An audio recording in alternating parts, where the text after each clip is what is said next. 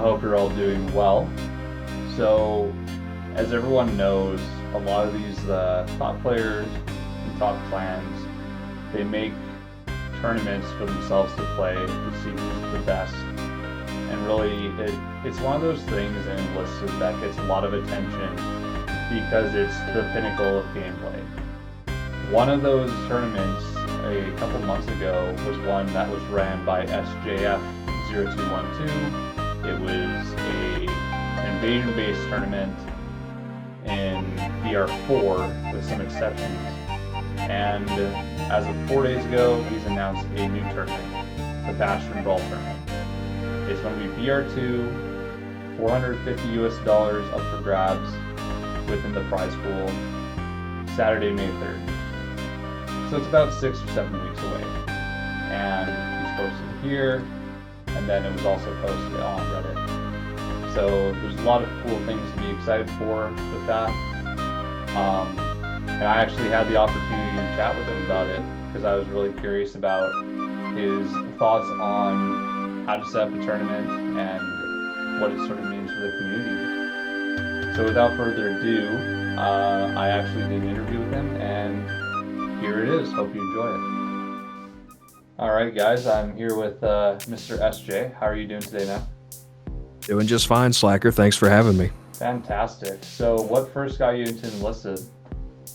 So, to answer that, I kind of have to start at the very beginning. So, I first got into computer games by finding a original Call of Duty from 2003, Game of the Year Edition CD in a local garage sale. And I came home and I downloaded it onto my computer. It took 2 CDs. That's how you know it was the old days. Oh, definitely. And that both got me hooked on first-person shooters, but more importantly onto World War II as a game genre. I was always fascinated by the technology that came around from that period of human history, because that was one of the greatest technological leaps in human history, equivalent to finding and discovering how to smelt iron, for lack of a better term. Yeah, totally. People don't realize how big World War II just influenced the world we live in today, and just how much it changed in those 6 years. Oh, definitely. So I actually started in 2014. I had my neighbor who I played games with showed me a game called Heroes and Generals, and I played it, and I fell in love with it. And that was I guess you could call it my second, because I played Warframe before that, and I'm still a big Warframe fan. But that was my first real multiplayer shooter, sit down and get good at it game. That's when I went from running the crap top that had 19 FPS to actually getting a decent PC that played well. But I've always been a fan of the World War II shooter genre.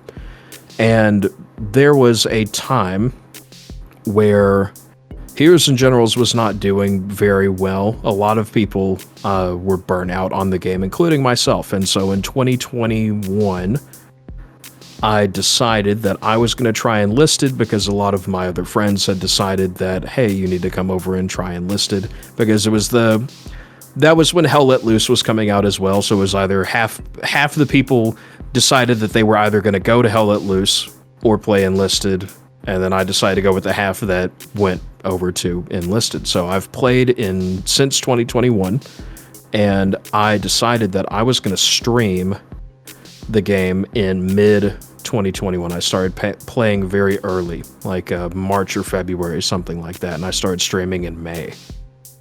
Oh, wow. And then I've played the game nearly every day since, and streamed it 4 to 5 nights a week. That's awesome, man. Yeah, so you've been very consistent with it. You've seen all the different changes that have happened with it. Oh yeah, I'm one of the ancient players. I remember back when artillery only had a personal cooldown and not a team-wide cooldown. Oh wow. Yeah, because I've only been playing this game since April of last year. So it's funny hearing You missed stuff a lot like of Yeah, you missed a lot of the fun stuff. In fact, the little flame nickname decorators that I have are from the very first event that was ever made, the competitive event. Oh, that's cool. So, obviously, you started your own tournaments. What got you into the tournament scene and why host your own? So, back in the Heroes and Generals days, I did run a clan. It was the 5th Guards Division. I had a lot of fun with that, and I missed the teamwork aspect of everything. And so I looked into, several of the groups that had formed in Enlisted, and they're all nice people. I know most of them, if not all of them, or at least all the ones that have been around, I know them. And I respect them for what they do, even though I'm not in the clan scene anymore. But one of the things that I found out when I went and looked was that all the Enlisted games that are played between organized teams are played on Conquest. And that just got me to thinking, because Conquest is not the premier game mode of Enlisted. Invasion is. It always has been. That was the flagship mode for the game. And so I sat down, and I had thought about this for probably about 8 or 9 months. And it was the idea that you could create a rule set for Invasion that would make it fair. Yes, everyone would have to Scouts Honor abide by the rules, but Invasion needed to come to the competitive scene. It couldn't be left on the wayside. So I sat down and I thought about it, and at first I thought about, I guess, kind of what would be the closest power level of gear that all the factions would have that would be equivalent enough that you could still have a good game out of. So from the start, BR5 was out. BR5 is just a little too much across the board.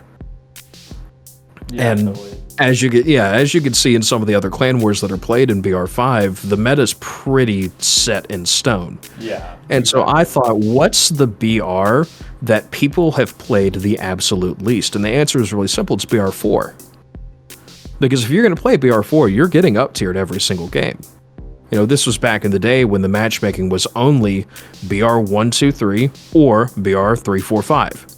There was no reason to play BR4 because you were always going to get into BR5 games. Yeah, exactly. I remember that. I remember for the longest time, I only really played like BR2 and BR5.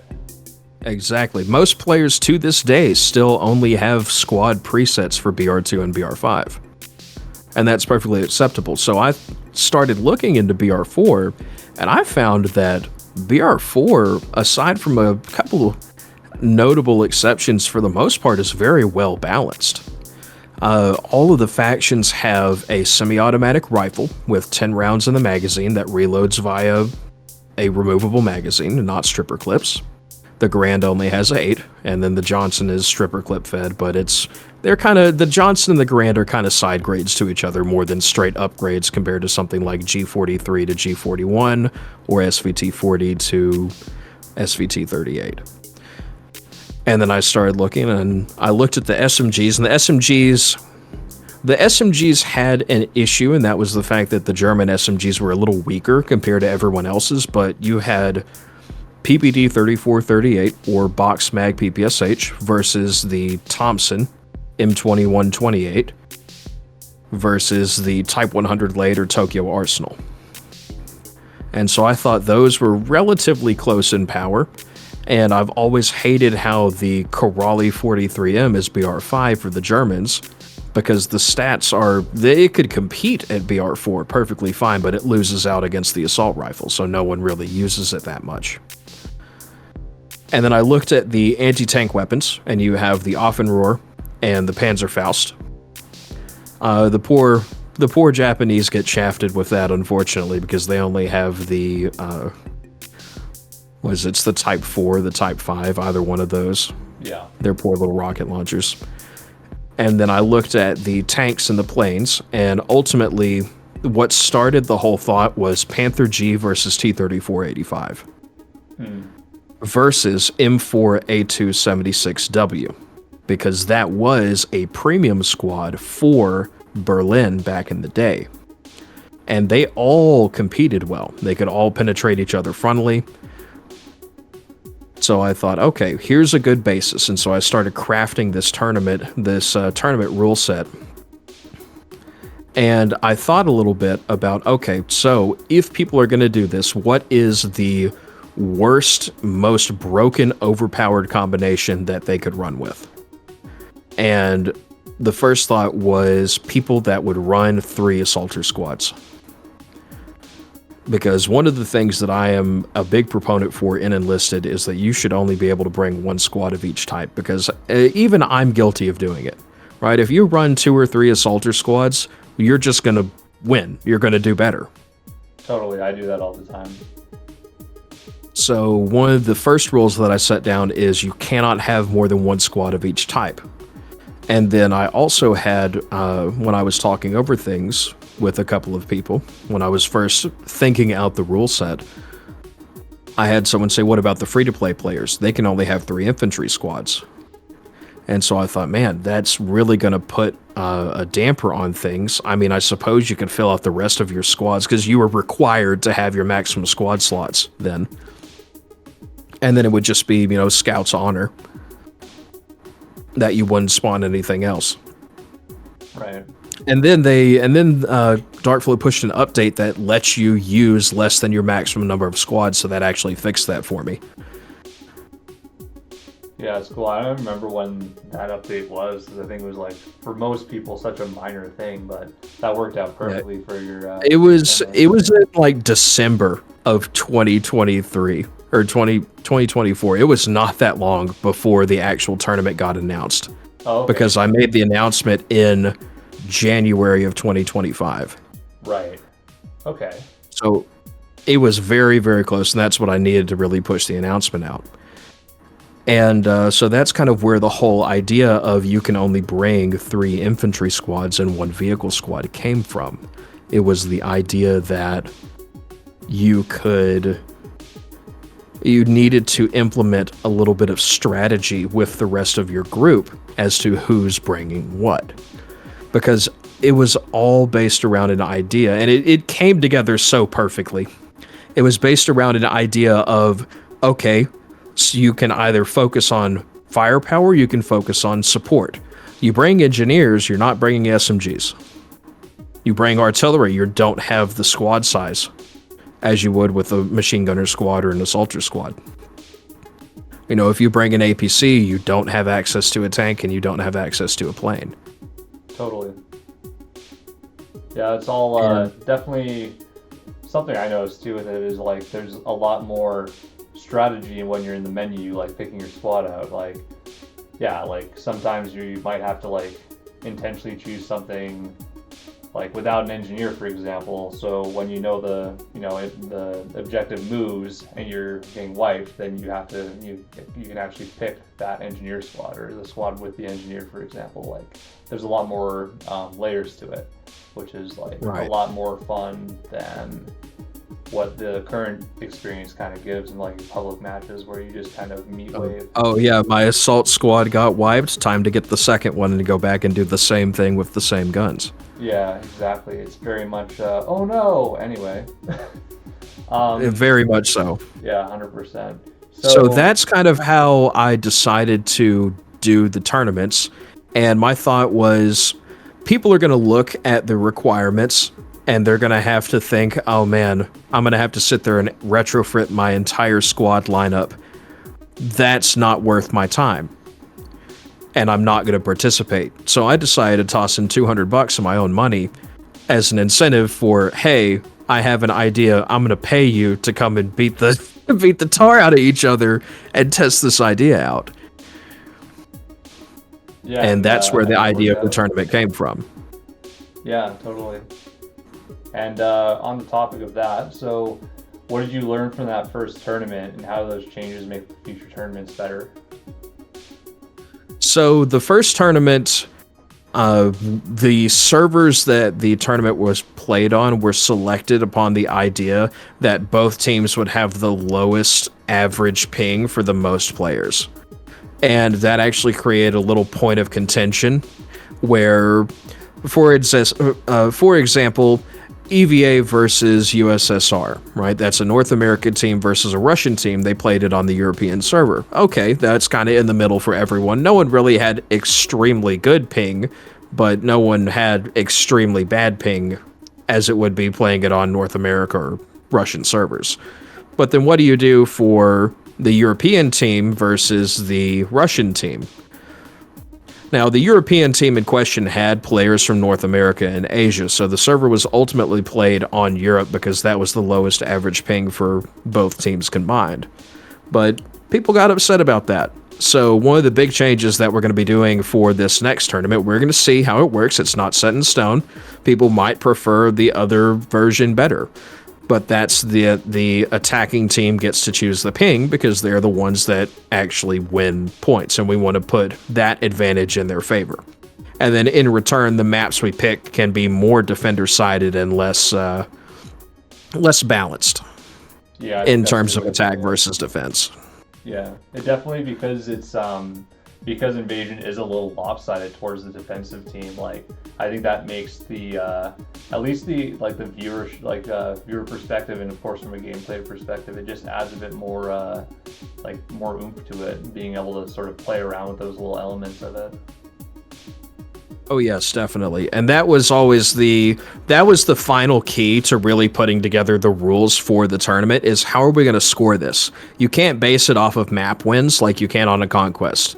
Because if one team gets hard-walled at the first point versus the other team that gets all the way to the end, yes, they still technically lost, but one team did far better than the others.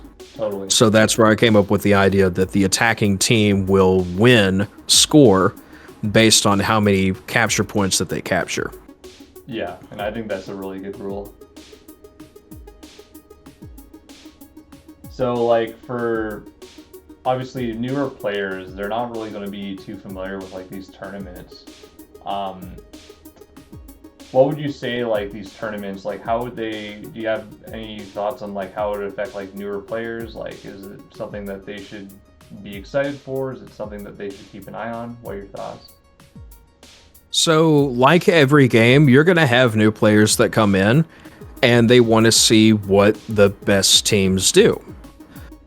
And so this is a great way to showcase in a very rigid and structured environment what the veterans of Enlisted can do, what the skill ceiling could possibly be for someone that's coming into the game, right? If you started playing, for instance, there's the big elephant in the room of Counter-Strike. If you started playing Counter-Strike today and you've never played it before, and then you went and watched some of the highlights from the 20 plus years of professional gameplay, you would see what you can accomplish with the rules and the equipment that you've been given.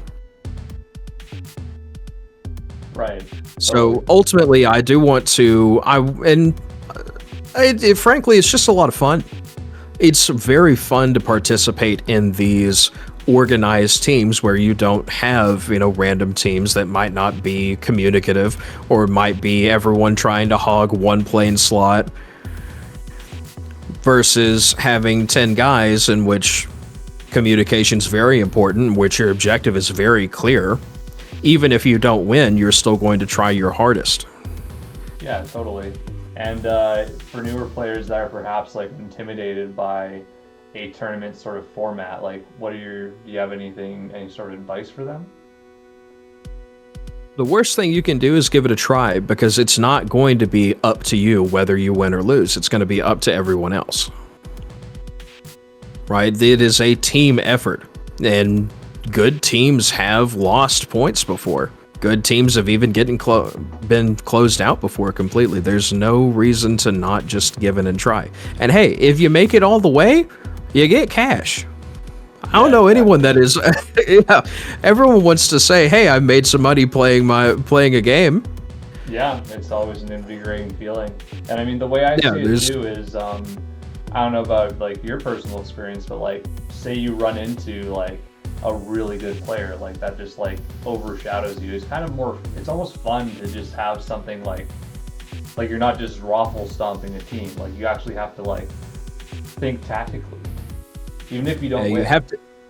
Yes, you dig in and you swap to a competitive mindset of I'm going to beat this guy, and I think that's what really makes you try your hardest as a player, is to rise to the challenge. If you never have to rise, you'll never know what your limits are. 100%. Do you think Enlisted should have a built-in competitive game feature of some sort? That's a tricky question. To be honest, with the way that it sits right now, where it is a, for lack of a better term, a casual, hardcore game where you can hop in and just play some matches and not have to really think about it, even though there are hardcore mechanics, I think that that is unique among gaming right now. You know, the other, especially in the World War II sense, but in the other games that are hardcore, like Hell Let Loose or the OG Giant, the Red Orchestra 2, you're expected to play slowly and tactically, and some people just don't like that. Some people want to be able to run around and shoot people, and most of the other games that promote something like that are not hardcore. You know, it's one of the biggest problems that I had with some of the games like Battlefield or others in that genre, is that sometimes it felt like it took PlanetSide's a big one on this, is it felt like it took a very long time to actually kill people. And in Enlisted, if you have good aim, they're going down in one hit. That's something you don't get in other games. Yeah.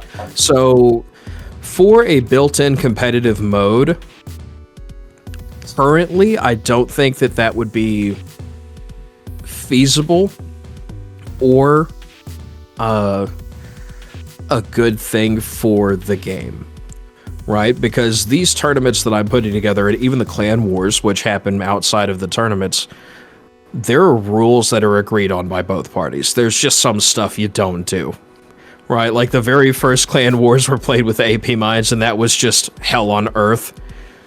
And now most teams agree to not use mines. Yeah, exactly. So as it is right now, the tournaments are perfectly fine as they are. I would love, the end goal of the tournaments is to garner official support from the developers. But right now they are just community things, and there is a community prize pool. Yeah, totally. In addition to that, like, are there any other things you hope that these tournaments like sort of do for the Enlisted, I guess, player base and community, or is it just from the perspective of you want support from the developers? Well, one of the biggest things that has really come up is the amount of teams. This is the second tournament that I'm hosting, and I'm having... right now, we have already exceeded 60% of the signups that we had for the first tournament. And we are still 6 or 7 weeks away from signups closing, and none of the clans that even participated last time have finalized their rosters yet. So, the first time was more of a question of can it be done and does it work? And then now, here's the question of how big can we get it? Because if it's anything but a group of 4 guys that say, yeah, we work well together, let's see if we can't go win some money. And then they get matched up with another group of 4 and then a group of 2, and then that's it. That's their team. They talk to people. It fosters... they play together, they talk to each other, and it fosters a greater sense of community within the Enlisted player base. You know, if we see new groups that form that play together, then that's only going to make the game stronger. Yeah. Because the people that play together in groups or in clans are typically some of the most dedicated players of the game. Even if they're not the absolute #1 best in the world, they like the game enough to spend the effort to organize. Yeah. And that's saying something. Definitely, yeah, because yeah, I'm sure like your average casual player, they just kind of hop on, they play, But yeah, the amount of effort into organization, yeah, you're totally correct. Like, it doesn't matter how like competitive or how good they are. Like, the more that that's sort of fostered, the more, yeah, you'll see it. Going back to your like the formatting, you mentioned that invasion was sort of the main idea behind it. Are you going to experiment with other sort of formats, like potentially like lower numbers of players, like limits to squads? Like, what else are you thinking of? Anything else? So one of the big ones is to bring additional game modes into the format. I would love to see the destruction game mode get a little bit of a facelift, in which it is you have to blow up one point or the other instead of both, and then it advances to the next stage. I think that would be incredible for this competitive tournament format that I've been building, because it adds on another layer of strategy of what side do you go for, how do you build defenses to stop it, because you can only lose one instead of both. And at that point, you could even extend it out to 5 points instead of 3 sets of bombs. And I think that would be very, very nice. That's probably the main goal right now, is to see if I can't get other game modes to work with the invasion setup. Yeah, I know an idea that I've had for like changing a different kind of game mode is like if there was a version of confrontation where, say, there was only like 3 capture points that kind of just rotated around in a circle, and the team that lost all like the most tickets was the one that lost the game. And you just kind of like, depending on who captures, it determines whether you kind of go clockwise or counterclockwise, and there's always like movement, but like you're not necessarily attacking or defending all the time. Like, it kind of goes back and forth. I always thought something like that would be like a really good competitive mode. Yeah, that could work. That would take a little bit of finagling to work properly, I think, because the last thing one of the big problems is just with the confrontation game mode as a whole, and that being the fact that you regain lives on capture. Yeah, totally. And the capture timers. Right now, if you can lose a game, if you go through and capture the first 2 points, and then you go into the back and forth over the last point, you can lose a game on lives just because the defenders have such a huge advantage, because they spawn on the point and then the timer ticks down too quickly. The attacking team can't get up and start contesting the point before the point is neutralized, and the defenders are already starting to cap. Yeah, I totally agree. Frankly, I don't think that confrontation would be a fun or balanced mode for something like a competitive tournament until it's been redesigned and reworked to get rid of some of the problems that it has. Yes, I agree 100%. So aside from all those different things, do you have any projects in the works that people can keep an eye out for? Right now, it's just the tournament. That's going to be coming on the 3rd of May, 2025. And if I have anything else, I'll certainly let you know. Awesome. Fantastic. But I'm focusing a large amount of my energy and time and making sure everyone's ready. I sit in on a lot of teams practices. I help out where I can. I offer suggestions. Sometimes I'm just a body for people to shoot at. But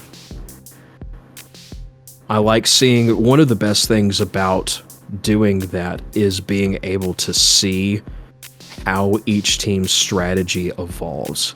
Right? Speaking of the last tournament, I was sat down with the leader of U45 and I did a pre-tournament interview like I did with the other leaders. And the only thing that Scar told me was, we're going to win the ground. That's our strategy. It doesn't matter if they have tanks or planes if their infantry can't get within 50 yards of the point. And that won them the tournament. And then you compare that to people like EVA, or a group like EVA, group of people, where they came up with game plans, diagrams, rallies go here, next rallies go there, tanks go here, planes come strafe there, and that worked out pretty well. But ultimately, I think that they were not expecting the gray zone to gray zone, border to border wall of infantry. So we'll see if they can adapt their tactics for this next tournament. Right, because U45N was first place in the tournament, UVA was second place, right? That's correct. Yeah, so it creates an interesting, like step by step, like how is this team going to perform compared to last time, sort of dichotomy. Yes, the whole tournament is based off the idea of copy or counter. Right? That being that if you're shown a strategy in one game, you can copy it or counter it in the next game. If someone has an APC spot that's really good, if someone has a plane that people had originally discounted, but has come out that it's very, very strong, then the other team has the opportunity to copy or counter for their next match. Yeah, totally. So yeah, that's pretty much all my questions. Thank you so much for your time, SJ. Where can we find, like, you obviously have a YouTube, you have a Discord. What else would you like to plug? I stream on Twitch every weekday, starting at about 7 p.m. U.S. Central Time, and that's at twitch.tv/SJF0212. That's the easiest place to find me. And then if you type !Discord in the chat, Discord in the chat, then that will take you to my Discord. And again, I usually respond to most DMs. Awesome. Thanks again for your time, man. Anytime, Slacker. Thanks for talking.